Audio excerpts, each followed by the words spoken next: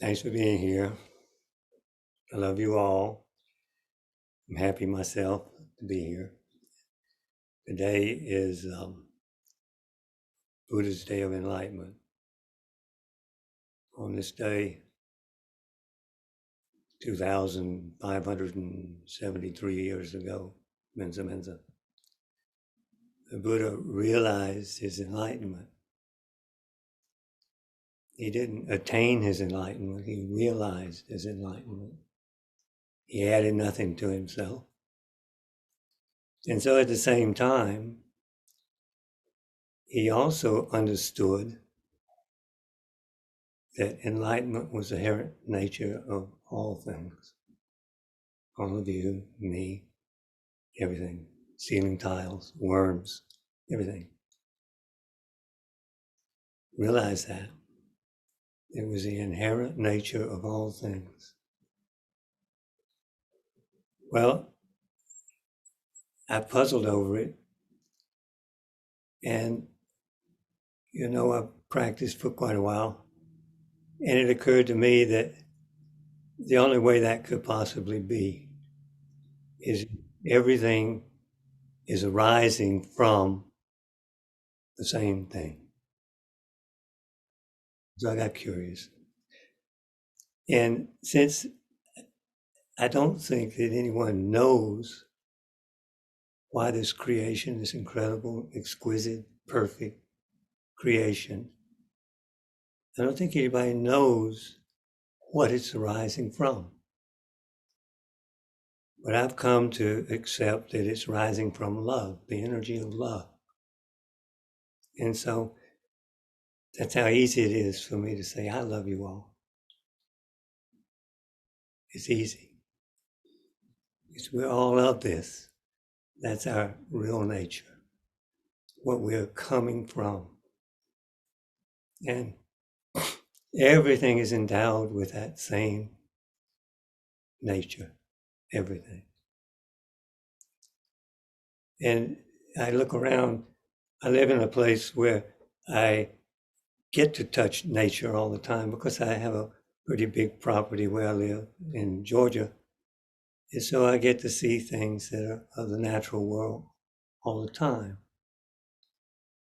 And the longer I live, the more awestruck I am by the complete and wonderful integrity of the creation, and utterly without prejudice. The smallest, most seemingly insignificant thing is endowed with the same perfect essence, essentially. Everything is lavish with detail. Everything. Everything. So it's pretty awesome. It's wonderful. So in keeping with the theme of the Dharma talks, I'm going to get to why practice was difficult for me. And I'll give you a little foreground. I was raised in Macon, Georgia.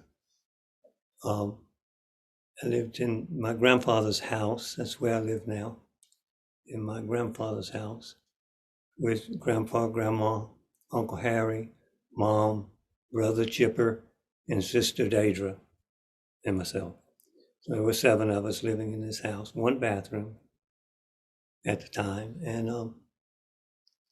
well, it was a really sort of a wonderful situation for me.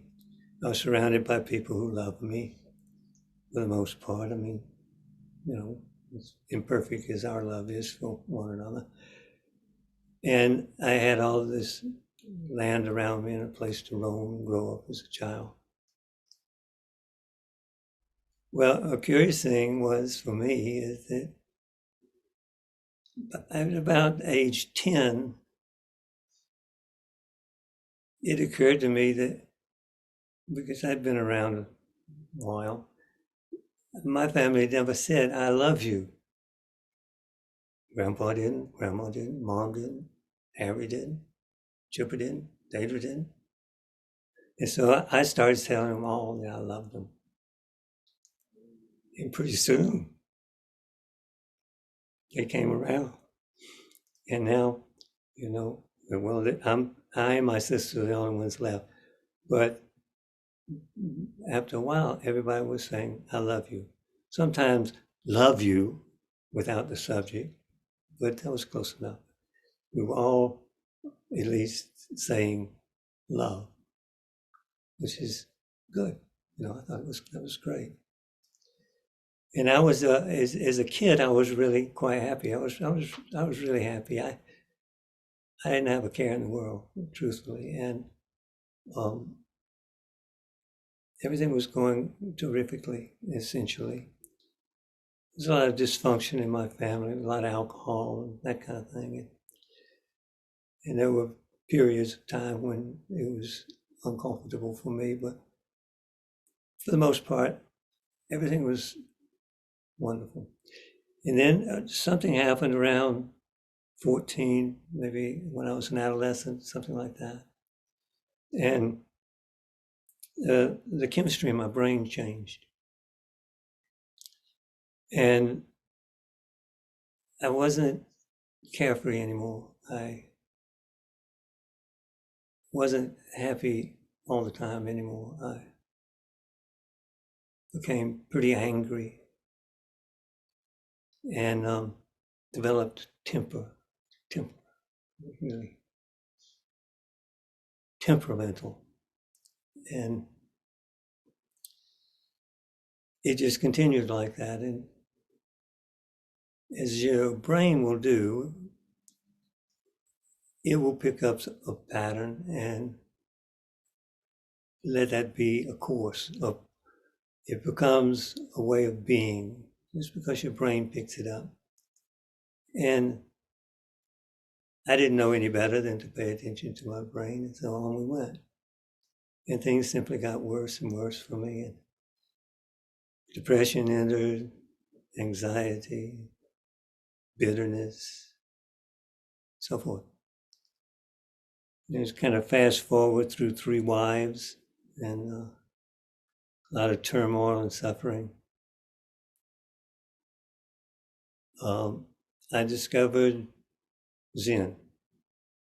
And it wasn't like any discovery about Zen. I had, prior to that point, read Krishnamurti. I don't know if any of you have ever read Krishnamurti, but he was never mind what he was, but he offered the enlightened theories, the enlightenment, that being present is the place where you are whole and so forth. But he never really offered a path. And then, so after that, when I picked up Zen Mind, Beginner's Mind, I realized that there actually was a path to what Krishnamurti had been talking about. So I started to practice on my own. And for a year or two, I would sit on my own in my little apartment and meditate.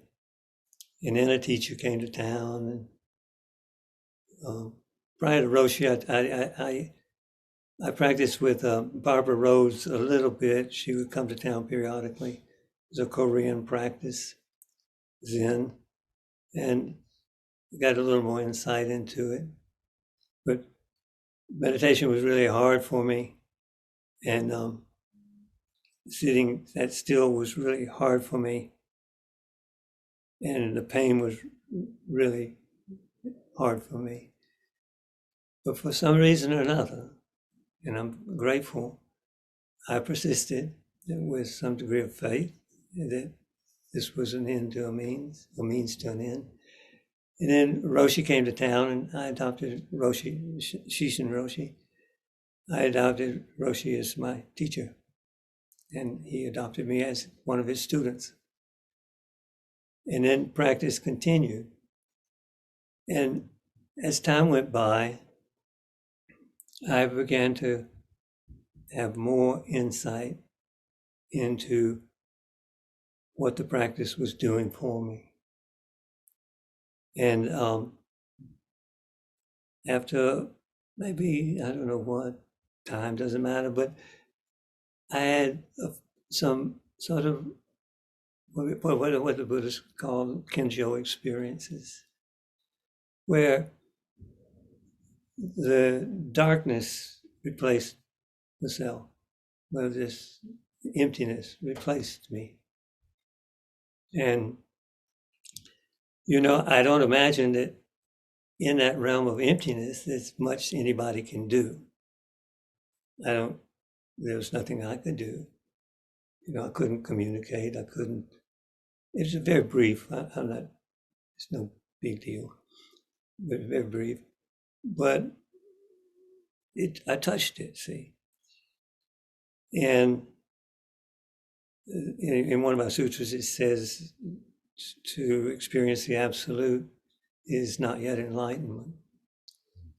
I hadn't yet realized my enlightenment. Sounds so fucking arrogant, but it's not. It's not. I don't mean it like that.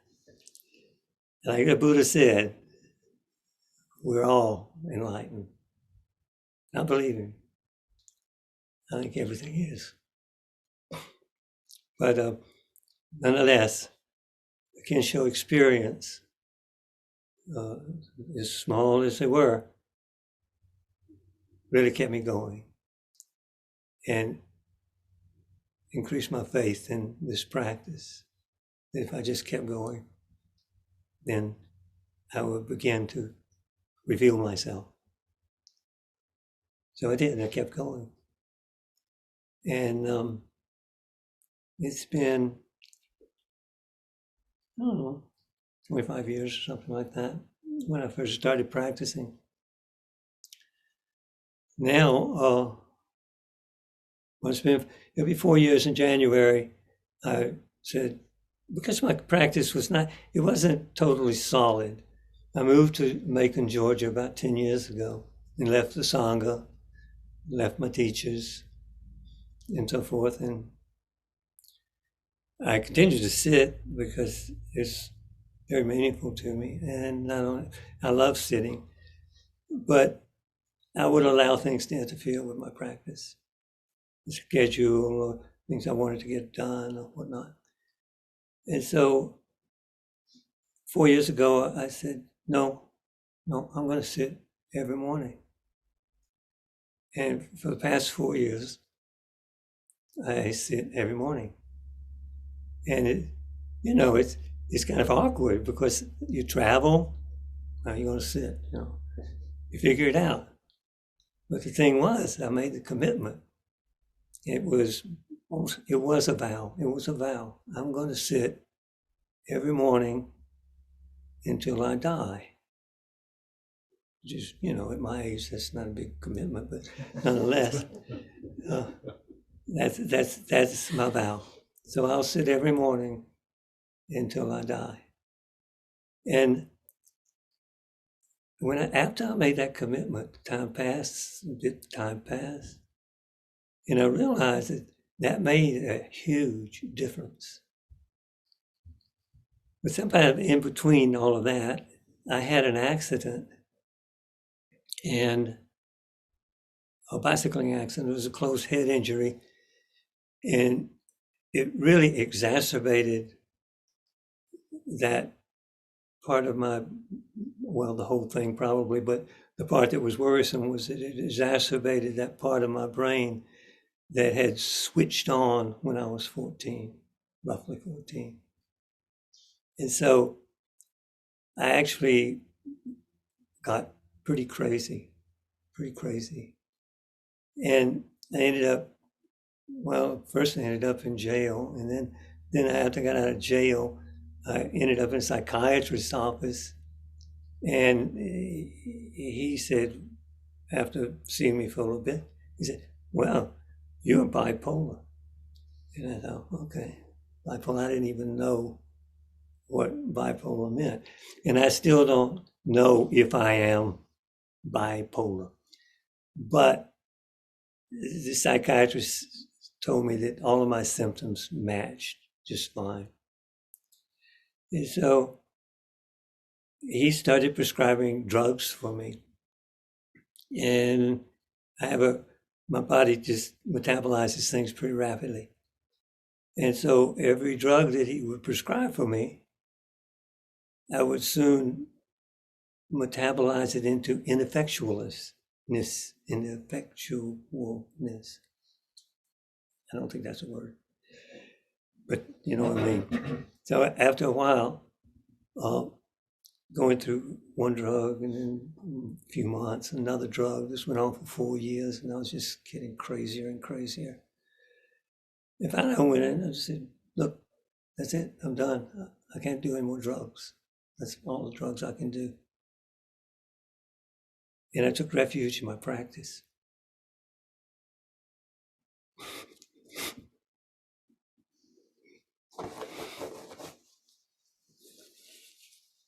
So,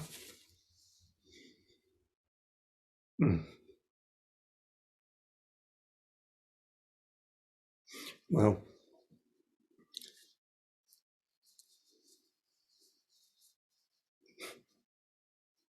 excuse me.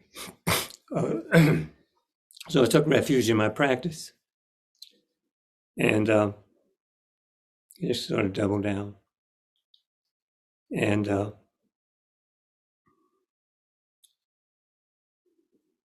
realized that to one degree or another, I could control this.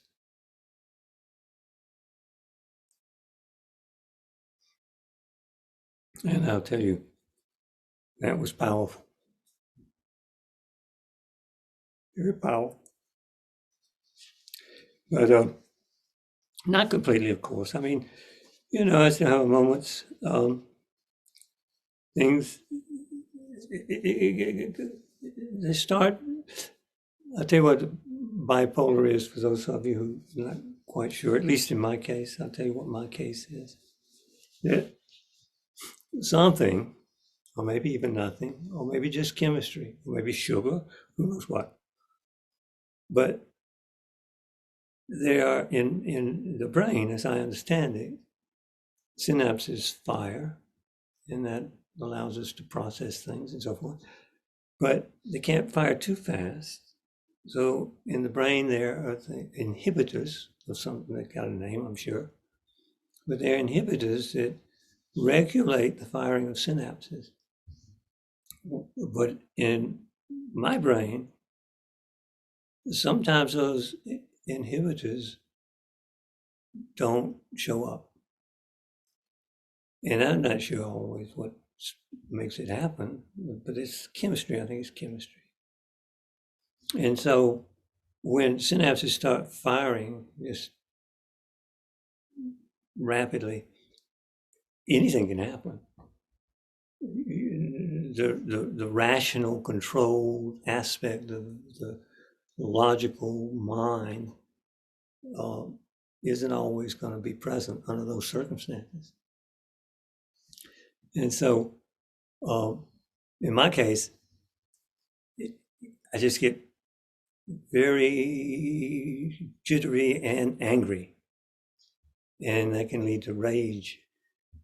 And so I have to keep a handle on it, of course. So, you know, things like not finding my drafting pencil where it should be, or something like that, something tiny like that. I have to be careful. I have to be mindful.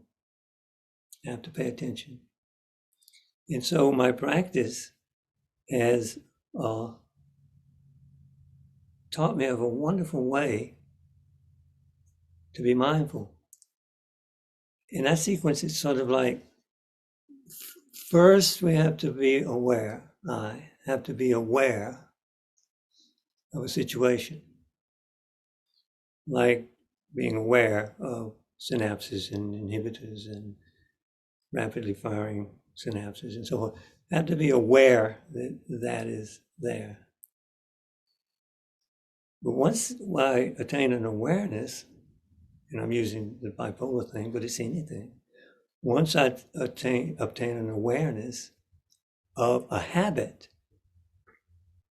a way of being that I've just adopted without question, if I break through with awareness, then I can bring mindfulness to it.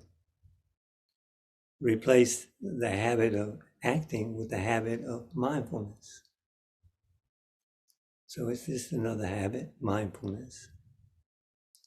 But it's very, very useful. In the way I created this mindfulness habit was by meditating. And it's not as simple as it is for me. It was not an easy process to meditate. It wasn't something that I really wanted to do. But, and I'm sure all of you have experienced this in your own practice, there's little moments. It's like playing golf, for example. I played golf once, and that's enough.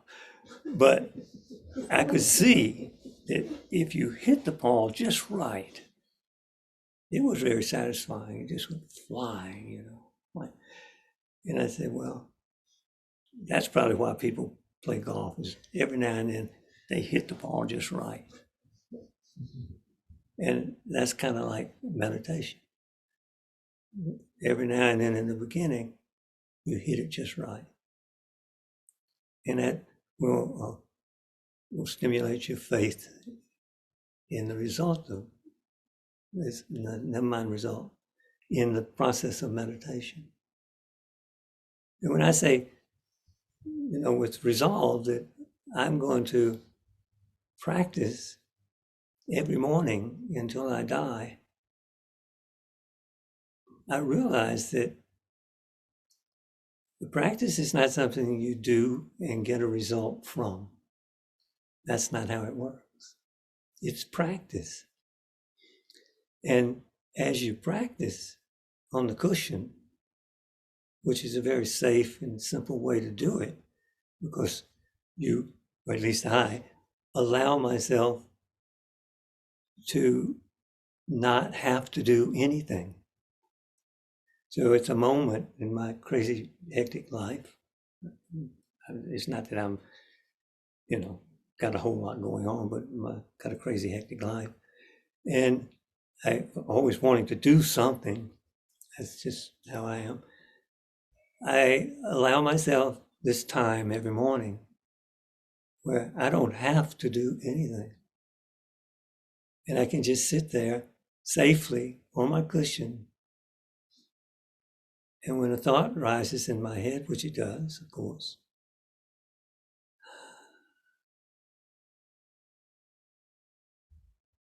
why? Especially right there at the end, like Tetsudo was talking about, right there at the end where the out breath stops. And there's a little pause there before the next in breath. And that is, for me, that's an enormously peaceful place, enormously peaceful. It's like at that point, I disappear. I'm not there. And I'm not there. I mean, we understand that. We kind of understand that. I think everything arises in the moment. Everything arises in the moment. But there's no left or right or up or down or in or out of moment. It has no time. There's no space. It's a moment. Nothing can be in that moment. But everything arises from the moment and disappears in the moment. No time, no space, nothing. That's the emptiness, that's the void. That's the absolute. That's the other half of the relative in the absolute. So I'd use my practice like that, so that I can just let go. Let go of every thought that arises. And I'm not a very good meditator. If you qualify it as good and bad. So often it's not, maybe 70% of the time, I don't quite let go.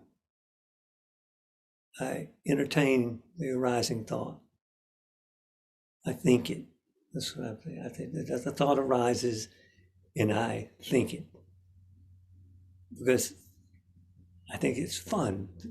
I think it's fun to think about things. I think we all probably enjoy thinking about things, regardless of what nature they have, like happy things or sad things or this, that, and the other. We think. We like to think. And so most of the time, I am in sitting thinking.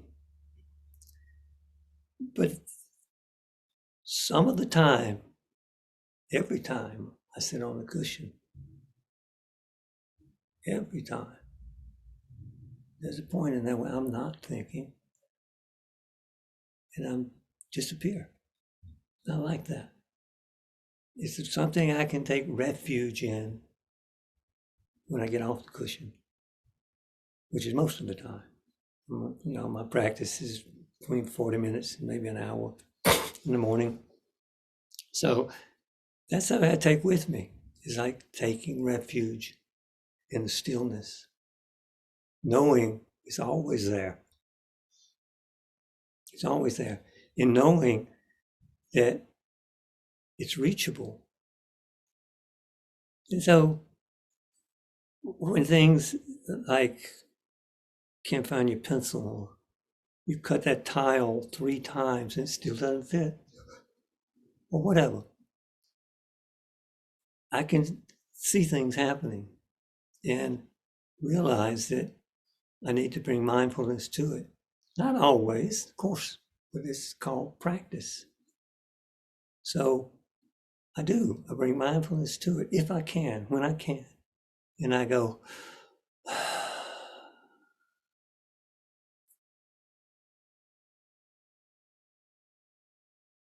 and quiets down sometimes. But may it not be that your brains are as hard to deal with as this one is. May it not be, but I think they probably are. In their own flavor. Everybody has their own flavor. But the Buddha said, life is suffering. And he called it a noble truth. What's that? Noble, life is suffering. And he said that because our brains they're phenomenal. The brains are phenomenal. We are the most conceptual of creatures on this planet. We can create reality right here. I'll tell you a little story. It just totally blew me away. My current partner, and I hope my life partner, Pam, married my best friend, whose last name was Mills, and his first wife, before Pam, was also Pam.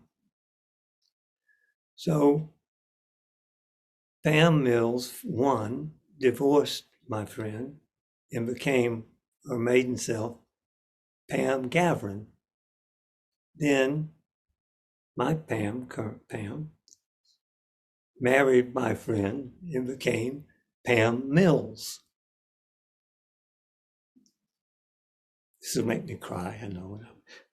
But my son called me one day and said, Papa, Pam Mills died. And I thought, I lost my Pam. And my whole body was convinced that I had lost my Pam. Because I knew her as Pam Mills. After Pam Mills 1 became Pam Gavrin. And so now she's Pam McCollum. but because she divorced my friend and so forth. But I responded in a way I would respond if Pam Mills had died. My brain created that reality for me based on everything my brain has been picking up since it started picking up, and added it into the mix and just said, your Pam's dead. That's how powerful these things are. And so we as people have this remarkable device, but the trap for me was for ever so long is to believe it, to believe this thing. But it's just an organ, you know. It's just an organ. Your liver makes bile, your pancreas makes, what is that stuff? Insulin, so forth. Your brain makes thinking, thoughts. That's all it's doing. It's making thoughts. But I conceptualize these thoughts as being reality. That makes it very difficult because that means there's 7 billion realities running around 2 feet everywhere. The whole different concept of what the world is. But there's one true thing outside of what brain will tell you. There's one true thing. Yeah. It's a koan. What's the one true thing? I'm not going to tell you. I don't know. But there's one true thing outside of what our brain will tell us. You know, my altar, I long ago, not too long after my accident, I wrote a couple of signs. One of them says, it's not what you think. What is it? That's a koan I made for myself. It's not what you think. What is it? As soon as you start to think about it, you missed it. It's gone.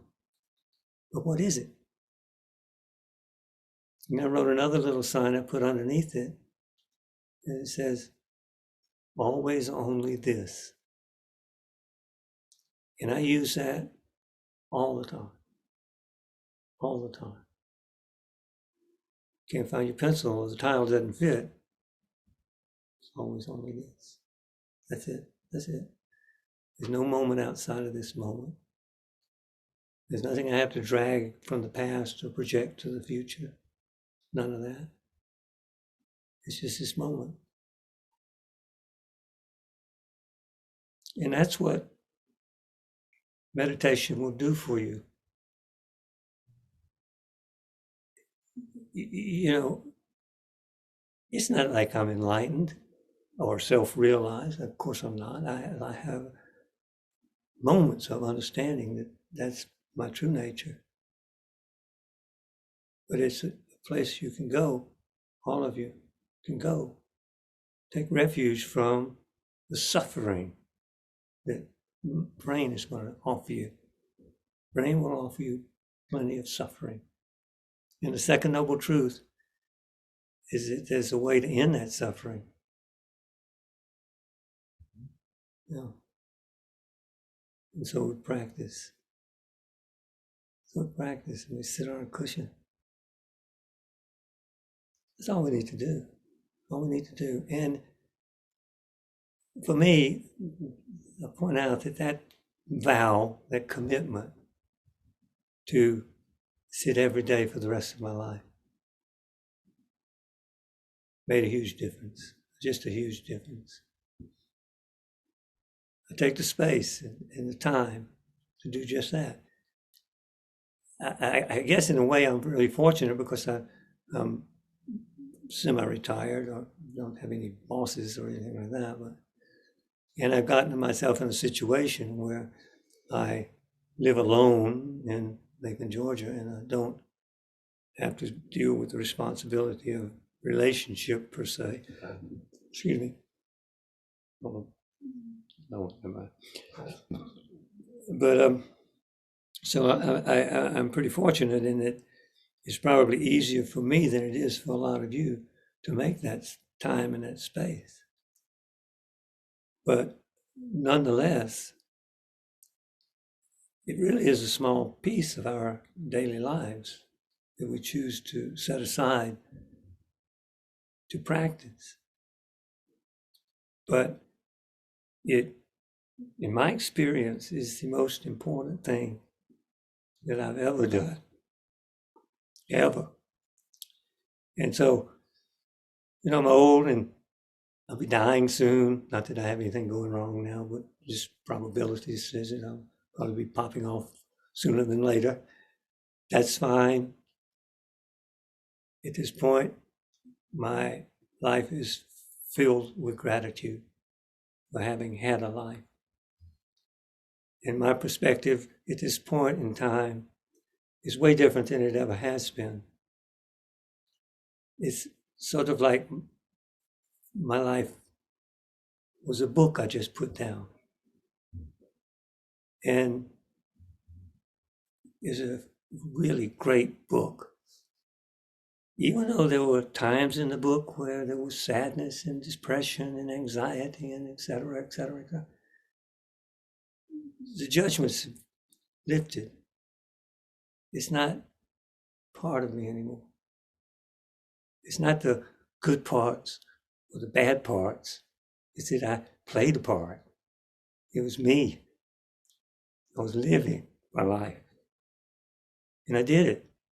It's like getting close to finishing a good race. It's like being in the stadium, running. You've done it, see? And it was a good book. And they're all good books. They really are. Because human beings are rare even on this planet. And we can't find another planet yet who's got any life on it. But we should be grateful. We should be absolutely, completely grateful that we got to be human beings. And there we are. And we get to realize the interconnectedness of everything. We get to do that. Not everything living does have that same realization, although everything is connected. It doesn't get to have that experience. As far as we know, it's more or less just us.